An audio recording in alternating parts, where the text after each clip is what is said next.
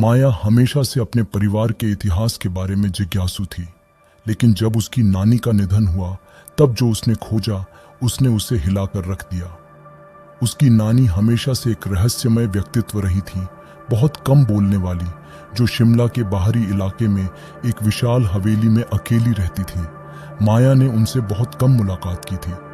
बूढ़ी औरत की चुप्पी बहुत भारी थी और उसका घर बहुत डरावना। जब नानी के निधन की खबर आई तो माया को दुख और अजीब तरह की राहत दोनों का मिश्रण महसूस हुआ।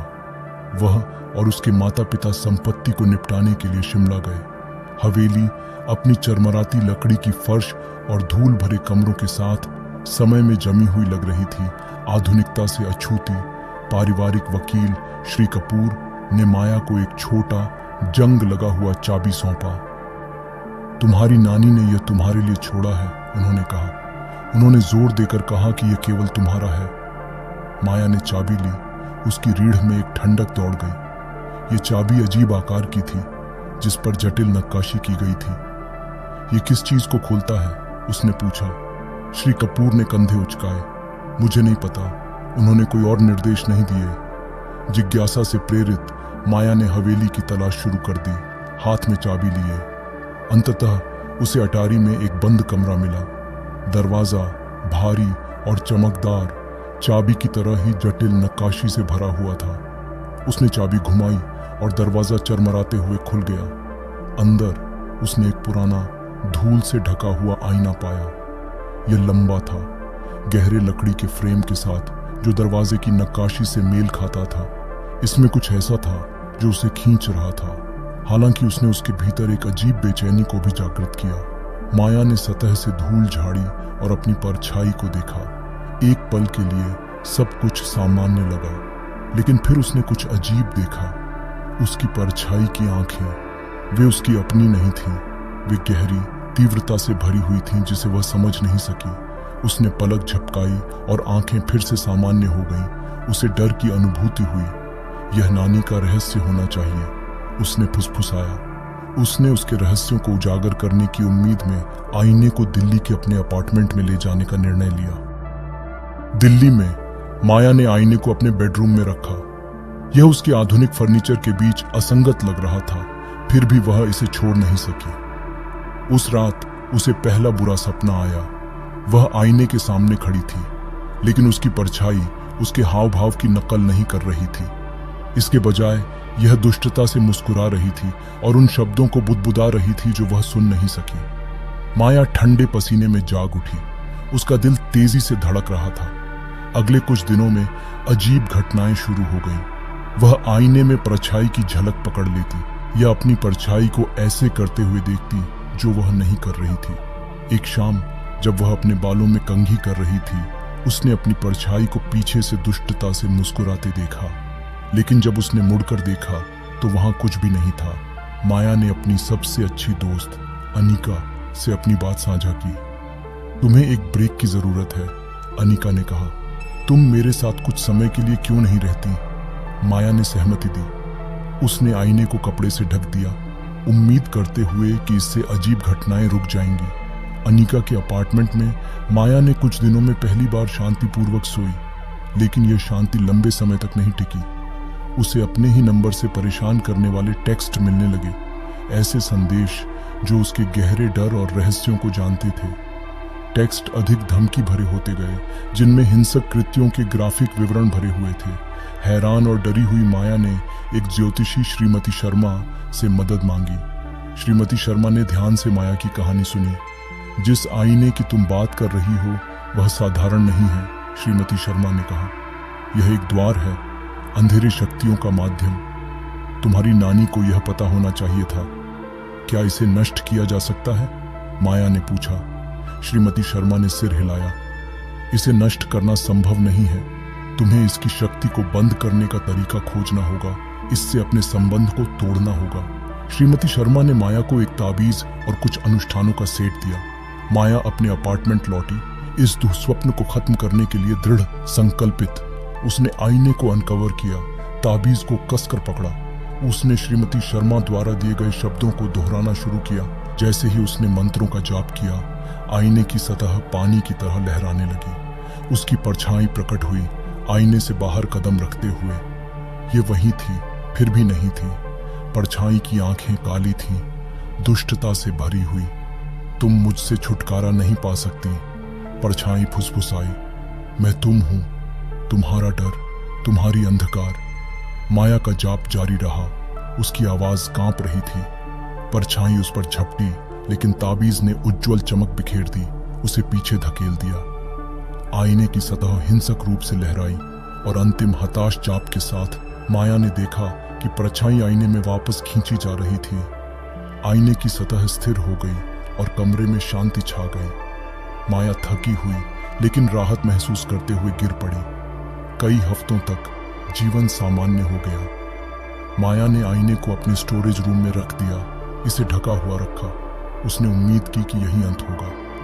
एक शाम अनीका उसके घर आई। वे बातें कर रहे थे, लेकिन अनीका अस्वाभाविक रूप से शांत थी। सब कुछ ठीक है? माया ने पूछा। अनीका ने हिचकिचाते हुए कहा, बस मुझे अजीब सपने आ रहे हैं आईने के बारे में। माया का खून जम गया। कैसे सपने? अनीका ने वही सपने वर्णित किए जैसे माया ने देखे थे।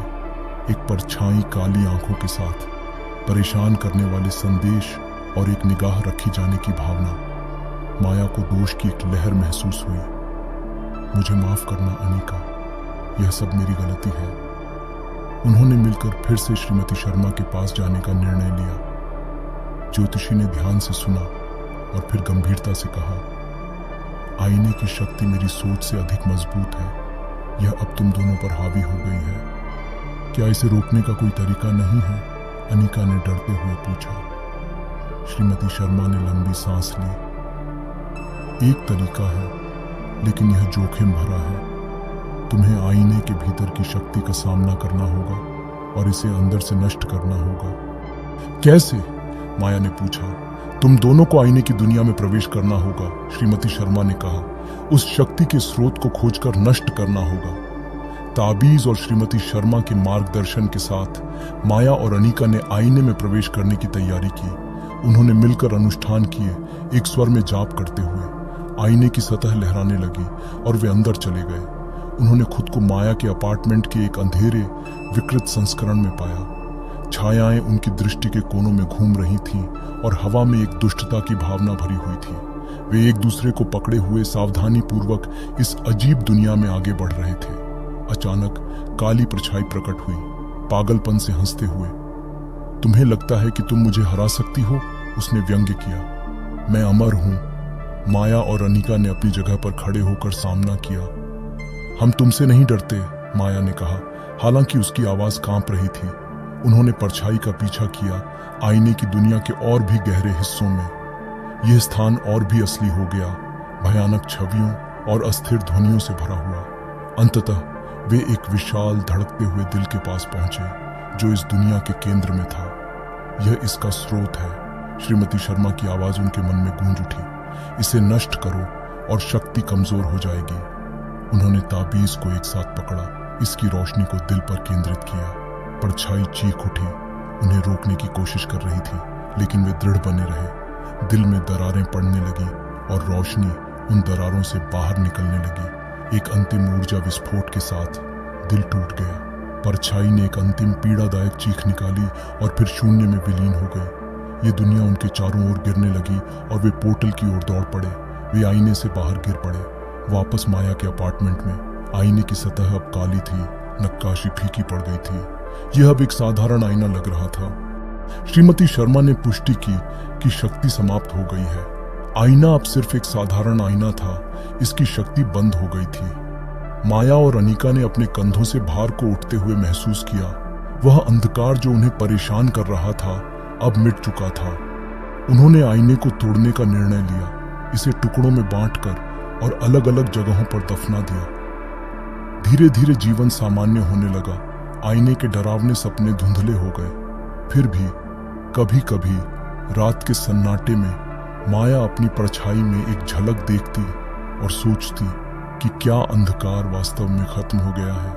उसे पता था कि कुछ दुःस्वप्न कभी पूरी तरह से नहीं मिटते, वे वास्तविकता के किनारों पर बने रहते हैं। कमजोरियों के क्षणों की प्रतीक्षा करते हैं, लेकिन उसे यह भी पता था कि वह और अनीका अब मजबूत थे। उनके बीच वह बंधन था जो उन्होंने सहन किया था, और जब तक वे एक साथ खड़ी रहीं, वे भविष्य के किसी भी छायाओं का सामना कर सकती थीं। महीने बीत गए और माया और अनीका ने अपनी सामान्य जिंदगियां फिर से शुरू की। आईने के डरावने सपने अब एक दूर के दुःस्वप्न की तरह लग रहे थे, जिन्हें उन्होंने जीना सीख लिया था। वे एक दूसरे के और करीब आ गए थे। उनके बंधन इस अनुभव से और भी मजबूत हो गए थे। एक शाम माया को एक अप्रत्याशित कॉल आई। यह शिमला की एक प्राचीन वस्त्र विक्रेता का था। माया जी, हमने आपकी नानी की कुछ वस्तुएं अपने संग्रह में पाई हैं। उनमें से एक पुराना आईना है, इस पर आपका नाम लिखा हुआ है। माया का दिल एक पल के लिए रुक गया। यह संभव नहीं है, आईना तो नष्ट हो गया था। शायद यह एक अलग आईना है, विक्रेता ने सुझाव दिया। क्या आप इसे देखना चाहेंगी? अनिच्छा से माया ने सहमति दी। वह और अनीका अगले दिन शिमला के लिए रवाना हो गए। उनके साथ बढ़ती हुई बेचैनी भी बढ़ रही थी। प्राचीन वस्त्र की दुकान एक छोटी बिखरी हुई जगह थी जो अतीत की वस्तुओं से भरी हुई थी। विक्रेता ने उन्हें पीछे की ओर ले गया, जहां एक पुराना ढका हुआ आईना खड़ा था। माया ने कपड़ा उठाने से पहले हिचकिचाई। आईना उसी आईने जैसा दिखता था जिसे उसने नष्ट कर दिया था, लेकिन नक्काशी अलग थी। वे अधिक जटिल और आकर्षक थी। यह वह आईना नहीं है, माया ने कहा, राहत की भावना से भरी हुई। लेकिन यह परिचित लगता है। अनीका ने माथे पर बल डाला। चलो इसे हटा देते हैं, हमें अपनी जिंदगियों में और अभिशप्त वस्तुओं की जरूरत नहीं है। विक्रेता उलझन में दिखा। अभिशप्त? यह तो बस एक पुराना आईना है, लेकिन अगर आप इसे नहीं चाहती तो मैं दूसरे खरीदार को ढूंढ सकता हूँ। माया ने सिर हिलाया और दुकान से एक तरह की संतुष्टि के साथ बाहर चली गई। जब वे अपनी गाड़ी की ओर वापस जा रहे थे, माया ने अनीका की ओर मुड़कर कहा, मुझे लगता है कि अब हम इससे आजाद हैं। अनीका मुस्कुराई। आशा करते हैं ऐसा ही हो। उस रात अपने अपार्टमेंट में माया ने फिर से एक सपना देखा। वह आईने के सामने खड़ी थी, लेकिन इस बार उसकी परछाई शांत और स्थिर थी। यह मुस्कुराई और उसे शांति की भावना से भर दिया। लेकिन जैसे ही उसने मुड़कर देखा, उसने आईने के कोने में कुछ देखा। दो लाल आंखें उसे देख रही थीं। माया एक झटके में जग गई। दिल तेजी से धड़क रहा था। उसने अपने कमरे के चारों ओर देखा। कुछ भी असामान्य नहीं था। स्टोरेज रूम, जहां आईना हुआ करता था, अब खाली था। उसका दरवाजा थोड़ा सा खुला हुआ था। वह दरवाजा बंद करने के लिए उठी। उसकी रीढ़ में एक ठंडक दौड़ गई। जैसे ही वह दरवाजे के पास पहुंची, उसने हल्की सी फुसफुसाहट सुनी, बमुश्किल सुनाई देने वाली, मुझे याद रखो।